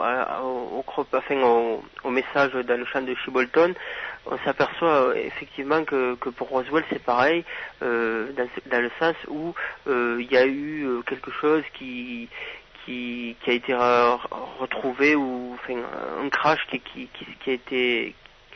s'est produit à proximité, pour le cas de Roswell, de la seule base à l'époque qui détenait des bombardiers atomiques. Donc moi je m'intéresse par rapport aux mutilations, par rapport au crop circle, par rapport à des cas comme Roswell, je m'intéresse plus à la symbolique que vraiment que à la signification propre de ce qui est observé en fait. Eh bien justement, ça nous amène au sujet des mutilations animales, et plus exactement au gros sujet qui est celui des enlèvements. Les enlèvements, alors en général, on parle de beaucoup d'observations. Est-ce qu'on parle toujours d'autant d'enlèvements qu'auparavant ? Est-ce que beaucoup de personnes disent, moi j'ai été enlevé, j'ai connu le missing time. Alors le missing time, on va expliquer ce que c'est. Je suis en train de correspondre avec une espèce extraterrestre, en tout cas non humaine, ce qui revient un petit peu près eux-mêmes, ou peut-être pas de cette époque, on y reviendra aussi plus tard. Donc, les enlèvements, est-ce que vous en avez beaucoup autour de vous ? Est-ce que, évidemment, dans les témoignages que vous recueillez tous les deux, est-ce que vous en entendez beaucoup parler actuellement ? Didier Gomez, Thierry Rocher ? Personnellement, pas du tout. J'ai pas du tout de témoignages de ce type, plus particulièrement en France. J'ai enquêté une fois sur un cas où il y avait un missing time, mais en aucun cas les témoins ne parlaient d'enlèvement. Bon, ils avaient fait une observation très rapprochée d'un phénomène lumineux qui les a suivis un dimanche matin alors qu'ils rentraient chez eux. Il y a eu, suite à cette observation, donc qu'on peut mettre en corrélation avec le missing time, il y a eu des choses qui se sont passées dans leur vie professionnelle ou dans leur vie familiale qu'ils ont pas réussi à expliquer, donc qu'on pouvait peut-être mettre en relation avec ça, mais il n'y a pas eu, en aucun cas il y a eu cette histoire d'enlèvement où ils sont montés à bord d'un vaisseau ou quelque chose comme ça. Donc moi personnellement j'ai jamais enquêté à ce sujet-là, quoi. Alors le missing time, c'est donc une observation rapprochée, et il y a une perte de temps. C'est ça, il y a du temps qui disparaît. Alors pas forcément avec observation rapprochée. Hein. La personne se rend compte qu'il lui manque du temps dans sa vie. Donc à partir de là, ça peut être assez troublant. Voilà, c'est la grande question, c'est de savoir ce qui s'est passé à ce moment-là. Mais il peut y avoir plusieurs explications, hein, effectivement. Ça va des plus, pas triviales, mais les plus rationnelles jusqu'aux plus exotiques. Alors trivial, vous voulez parler de trop d'alcool dans le sang par exemple, ou des problèmes de médicaments, ou des problèmes psychologiques aussi, tout simplement.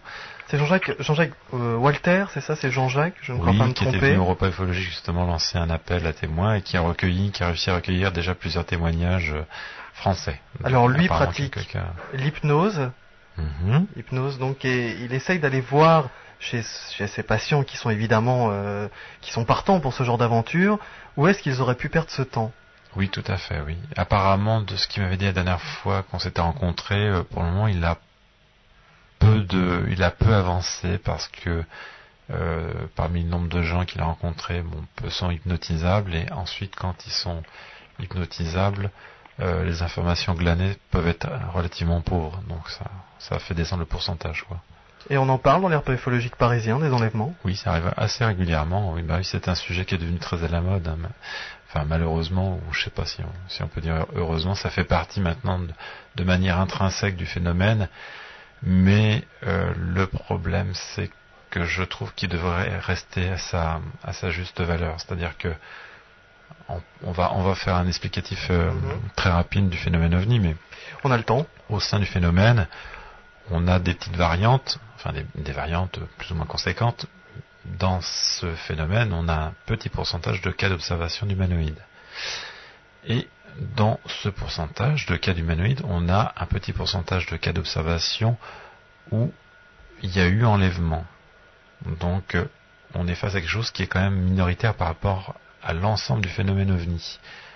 Et après, à côté de ça, quand on rentre dans le cadre des enlèvements, on sait que des gens disent avoir été enlevés, mais sans avoir vu quelque chose.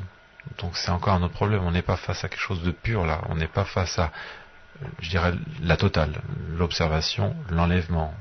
Donc là, il y a vraiment, entre guillemets, une relation de cause à effet.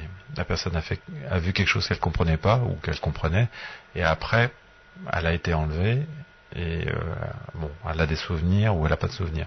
Mais le problème, c'est que il y a des gens qui disent avoir été enlevés alors qu'ils n'ont aucun souvenir de leur enlèvement. Donc, le problème, c'est que on fait beaucoup d'informations de surenchère sur ce phénomène qui est quand même relativement connexe et en plus qui est lié quand même aux pays anglo-saxons, principalement aux États-Unis. Mais ce ressenti est tout de même important. Je prends le cas la semaine dernière de Patrick Laurent qui nous parlait donc de ce qui se passe au col de Vence et de cette impression d'être suivi sans voir l'objet en question. Ce ressenti est important et la personne qui ressent cet événement et qui a perdu du temps dans sa vie doit quand même... Alors oui, il faut pas l'enlever, c'est sûr et certain que je dirais que en tant qu'ufologue, il m'est déjà arrivé de parler avec des enlevés, notamment au Canada. J'efface pas ça d'un coup de main. Je pense que ces gens-là ont besoin d'écoute et il faut discuter avec eux, ne serait-ce que déjà pour qu'ils aient un contact avec des gens qui puissent comprendre leurs problèmes et puis évacuer le stress que tout ça peut engendrer, quoi. Alors que autour d'eux dans la société, il n'y a rien qui va leur permettre de parler ouvertement de ce problème personnel. Didier Gomez ? Oui, pendant que tu parlais, Thierry, je viens de retrouver un autre cas qui a eu lieu là dans le Tarn, de Missing Time, qui m'était complètement sorti de la tête. Donc une dame qui fait une observation. Alors c'est j'ai inséré le catalogue de tous les cas que j'ai pu recenser dans le Tarn, dans le dernier numéro du Fomania, là, en page 7, et c'est le cas qui s'est passé la deuxième semaine d'octobre en 1984, c'est le cas numéro 39. Et c'est le cas d'une dame qui fait une observation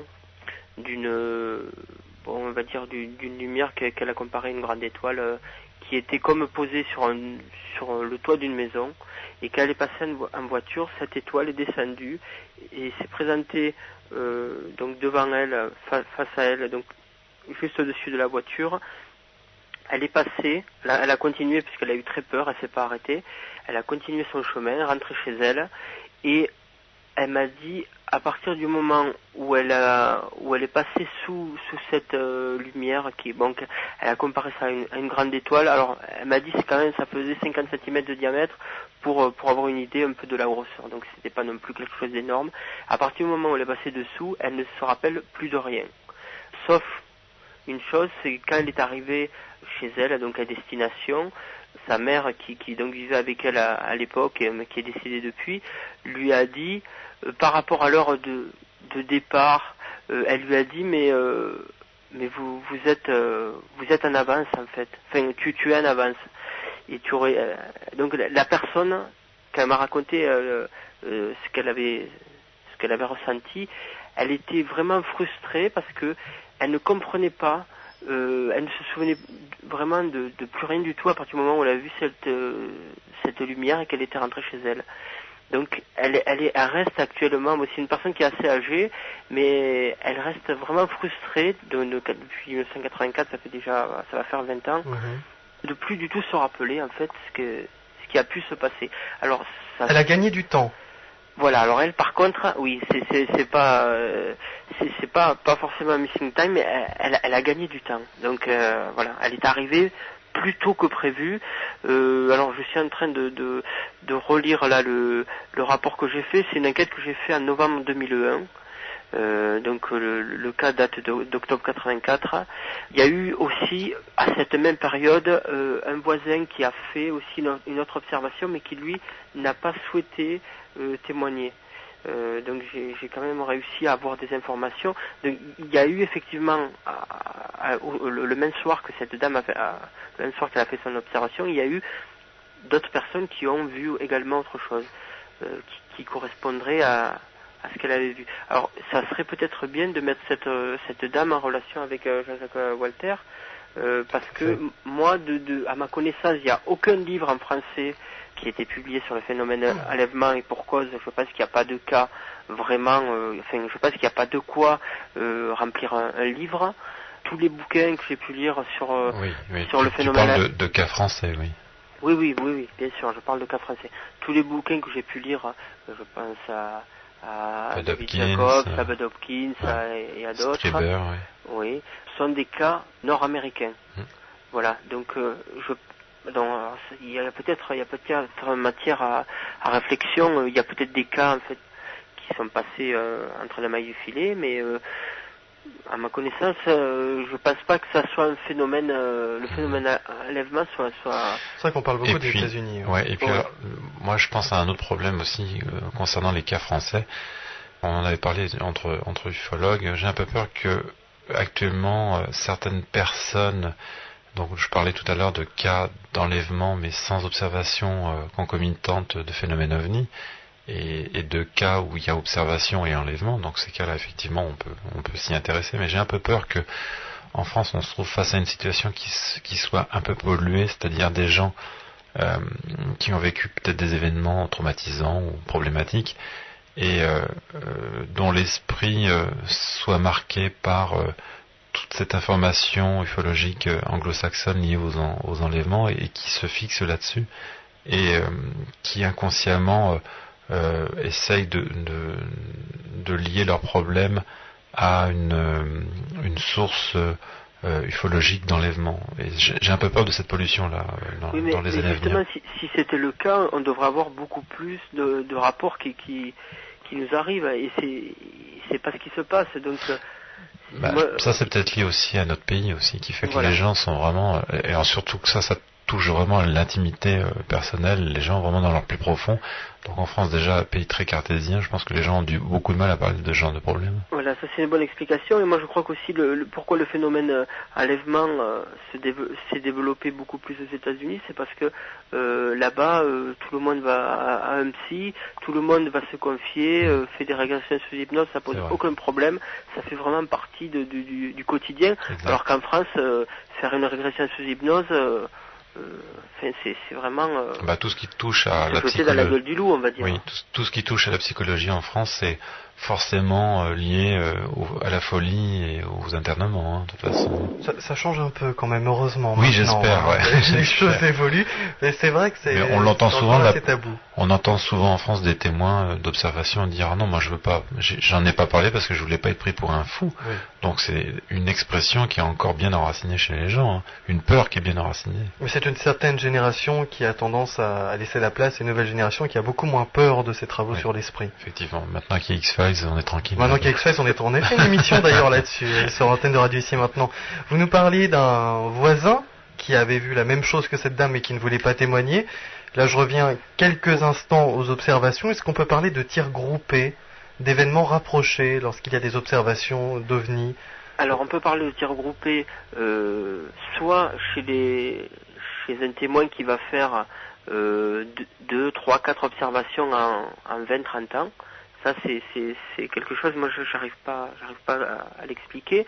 Ou alors, effectivement, au niveau du lieu d'observation ou à la date, on va avoir à la même date peut-être 20 observations différentes, mais à la même date, à des points qui sont distants de plusieurs centaines de kilomètres parfois, quoi. Donc là, il y a une grosse énigme, c'est que les phénomènes OVNI, on ne sait pas pourquoi ça se produit, on ne sait pas quand ça se produit, on n'arrive pas du tout à déterminer. Bon, dans les années 60, il y avait différentes, il y avait la thèse d'Aimé Michel avec l'orthothénie. Il y a eu pas mal d'hypothèses comme ça qui se sont avérées dépassées ensuite. Puisque je pense à la fameuse ligne Bavik, où pour une même date, Aimé Michel s'était aperçu qu'il y avait des localités qui étaient situées en fait sur une même ligne droite, donc qui allait de Bayonne à Vichy, et il y avait à la même date 5 ou 6, je me rappelle plus trop, je crois que c'était 5 ou 6 villes qui étaient situées en fait dans le même axe, et on aurait pu tracer une ligne droite en fait qui allait de Bayonne à Vichy, et donc on en pensait à l'époque qu'il y avait une explication et que ceux qui produisent les phénomènes OVNI agissaient selon un plan bien défini. Et en fait, on s'est aperçu que pas du tout. Donc, il n'y a aucune règle. Ça peut apparaître comme... alors, on l'évoquera peut-être la nuit du 5 novembre 90, puisque j'ai écrit un bouquin là-dessus et je suis moi-même témoin. C'est un peu ce qui a été le départ de mon engouement pour le sujet OVNI. Il y a comme ça des périodes. Alors il y a eu aussi, on avait évoqué tout à l'heure la vague belge, des périodes à des endroits précis où il y a eu des centaines de témoins, où il y a eu pas mal de phénomènes observés, et puis tout d'un coup plus rien. Donc ça correspond à aucune logique. Voilà. En fait, la logique, c'est qu'il n'y a pas de logique. En fait, c'est ça pour faire court. Quelque chose à rajouter, Thierry Rocher? C'est pas une obligation. Non, mais je pensais aussi à la vague de 54, qui a été très troublante aussi parce qu'elle a été extrêmement puissante et concentrée sur quelques mois, à l'automne 54. Et là, c'est pareil, on a rencontré toute une typologie OVNI qu'on ne rencontre plus maintenant. En France même, d'ailleurs. Et même dans le monde, d'ailleurs, oui. Parce que beaucoup d'observations de soucoupes Tolé-Boulot, entre guillemets, beaucoup d'humanoïdes en train d'œuvrer à droite et à gauche, etc. Alors c'est assez étonnant. Après, plus rien. C'est assez étonnant, tant plus qu'à l'époque, les informations ne circulaient pas aussi facilement que maintenant. Et du coup, les folklores avaient beaucoup plus de mal à se développer. Et les informations, même d'un bout de la France à l'autre, c'était quand même moins pratique, quoi. Il y avait le téléphone, mais c'était pas non plus quelque chose qu'on utilisait en permanence. Là, il y a Internet, c'est bien différent. Là, 54, on peut se poser des questions quand on vient entre ces choses. Parce que c'est vrai qu'à cette époque-là, il y avait deux grands vecteurs d'information, c'était les journaux et la radio. Donc, mais quand on se penche sur la presse à cette époque-là, et qu'on creuse un peu cette vague de 54, on se rend compte qu'il y a eu énormément de coupures de presse sur cette vague partout, à tous les niveaux. Et puis il faut dire que la France, à cette époque-là, était recouverte par un nombre de journaux locaux, départementaux assez impressionnants. Et je crois que, d'après les estimations qu'on a pu faire sur le nombre de coupures de presse sur 54, on doit dépasser, je crois que c'est pas loin des 2000 coupures de presse, quoi. Donc ça a été énorme, quoi. Au Mexique, par exemple, il n'est pas rare de voir une première page parlant de phénomènes inexpliqués dans le ciel. Il y a des pays pour lesquels le phénomène ovni, inexpliqué en tout cas, est quelque chose de tout à fait banal. Je dirais qu'en France, j'ai eu l'occasion il n'y a pas longtemps d'avoir entre les mains des coupures de presse du Parisien des années 60 à 70. Et le Parisien à cette époque-là faisait des unes sur des observations. Je me rappelle de Bolasec, là, le fameux ovni de Bolasec, et d'autres cas. Et puis après, ça s'est plus fait du tout, quoi. Ça a complètement disparu. Mais c'est vrai que certains pays n'hésitent pas à le faire encore régulièrement, quoi. C'est dans leurs mœurs. Pour compléter ce que tu dis, alors moi je dirais il y a aussi suivant quelque chose qui rentre en ligne de compte, c'est suivant l'intérêt du journaliste ou pas. Oui. Moi j'ai la chance ici dans le Tarn d'avoir plutôt de bonnes relations avec les journaux locaux et notamment avec les journalistes de la Dépêche du Midi, et il m'est arrivé, il m'arrive fréquemment d'être en première page avec une belle photo, des phénomènes lumineux observés dans le ciel du Tarn. Et en fait, tout ça parce que ici, à la rédaction locale, ils sont assez ouverts. Mmh. Donc en fait, tout dépend soit du journal, soit des journalistes qui font le journal, et on arrive encore quand même à avoir des premières pages, mais c'est vrai que des pays peut-être comme le Chili ou comme le Mexique ont pas du tout la même culture, et ils en parlent ouvertement, alors qu'en France c'est vrai que ça reste quand même, on l'a évoqué tout à l'heure, ça reste quand même un peu tabou de dire qu'on a vu des ovnis. Donc c'est pour ça qu'il y a pas mal de témoins en fait, tout à fait, qui préfèrent ne pas divulguer leur nom. Oui, la presse nationale ose agir dans certains pays, alors qu'en France c'est plus la presse locale. Oui, tout à fait. Voilà. Alors justement, parlons des annonces dans la presse et des choses que l'on voit. Alors pour le Missing Time, on n'arrive pas à l'expliquer, mais il y a des personnes qui ont perdu du temps.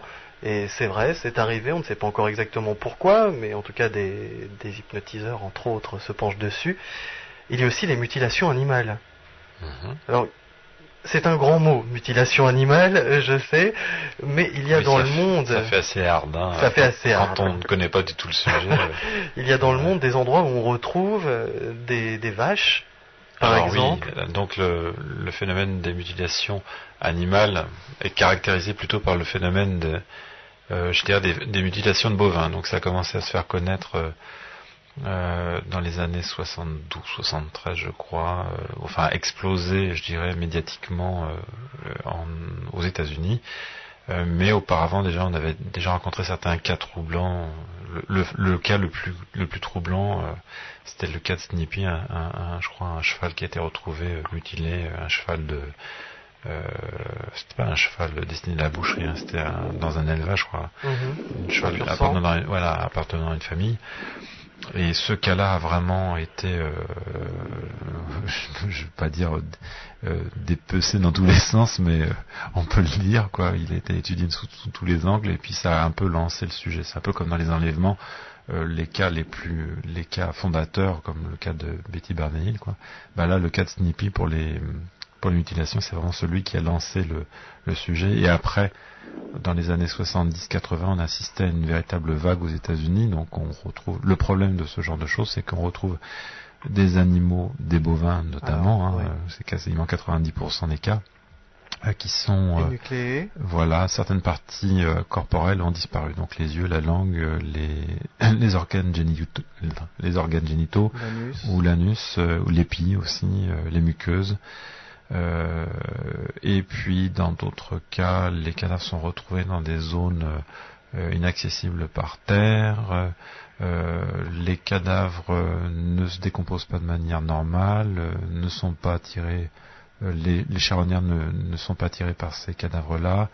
Les mutilations aussi semblent dans certains cas faites de manière chirurgicale ou très géométrique, donc il y a plein d'éléments qui posent problème,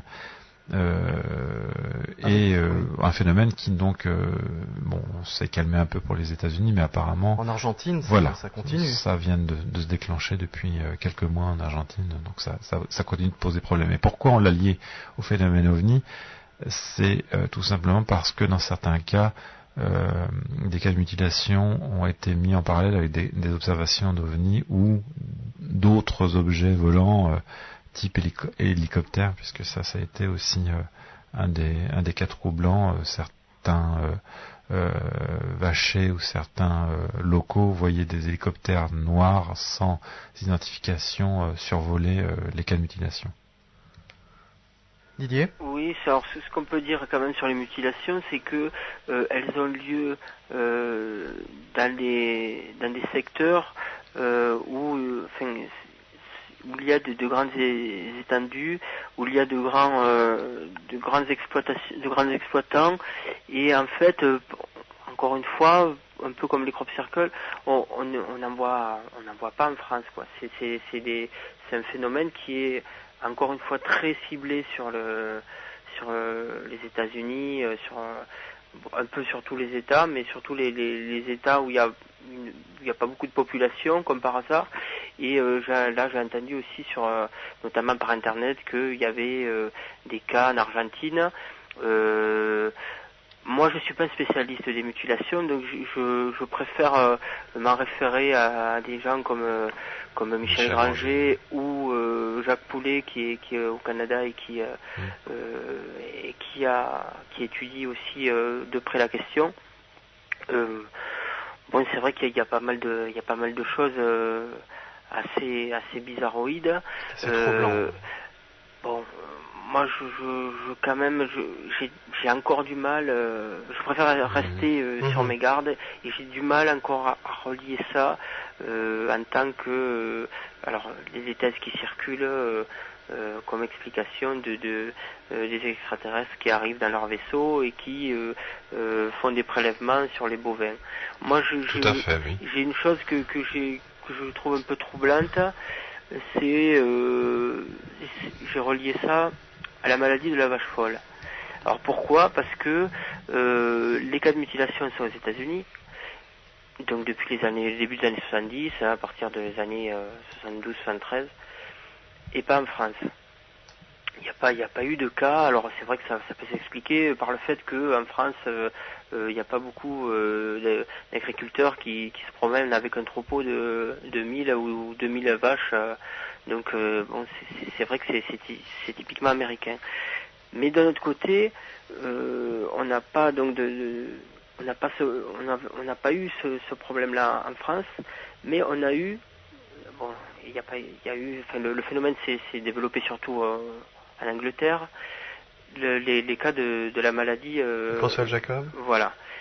Et il n'y a pas eu, à ce que j'en sache, la même répercussion aux États-Unis. Alors, moi, je pencherais plutôt soit par une étude soit du gouvernement américain pour essayer de faire face à cette maladie qui était connue et qui allait se développer en Europe, plutôt que d'invoquer les extraterrestres. Mais n'a-t-il pas les moyens, ce gouvernement, de faire ses expériences lui-même avec son troupeau ? Ben, c'est quand même. Alors, ce qu'il faut savoir par rapport au nombre des mutilations, et ça, Michel Granger l'a très bien noté dans le bouquin qui est sorti aux éditions JMG cette année, qui est en fait une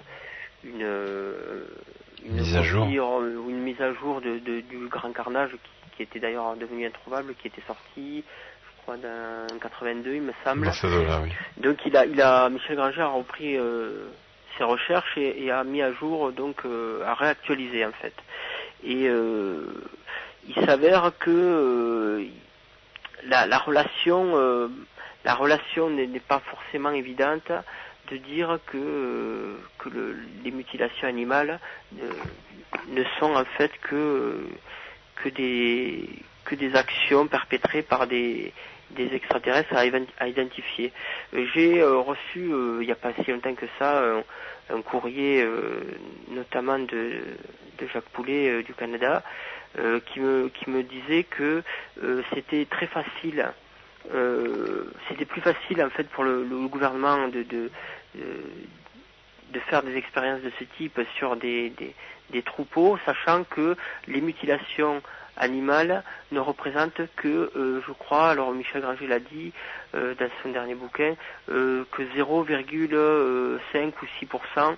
Donc c'est quelque chose qui est vraiment très minime comparé au nombre de bovins existants aux États-Unis en fait. Et puis il y a d'autres arguments qui vont dans ce sens-là aussi.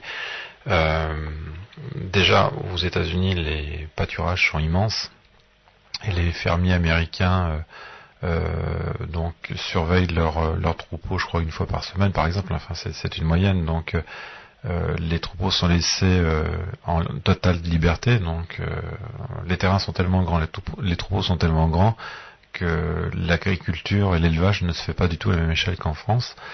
Donc on peut très bien penser qu'on peut venir ponctionner ce qu'on veut là-dedans selon les besoins. Puis je pensais aussi à un autre argument, pourquoi l'armée ou un pays, enfin une agence gouvernementale ne ferait pas d'essais sur des terrains à elle.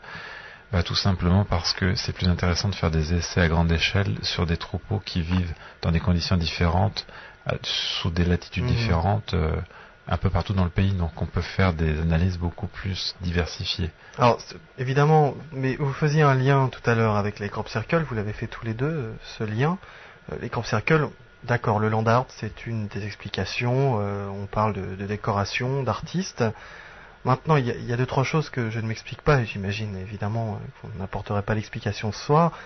Donc, ces corps qui ne sont pas mangés forcément par tous les rapaces, aux alentours, on peut penser à un répulsif peut-être sur la peau. Maintenant, il faudrait peut-être en faire une étude.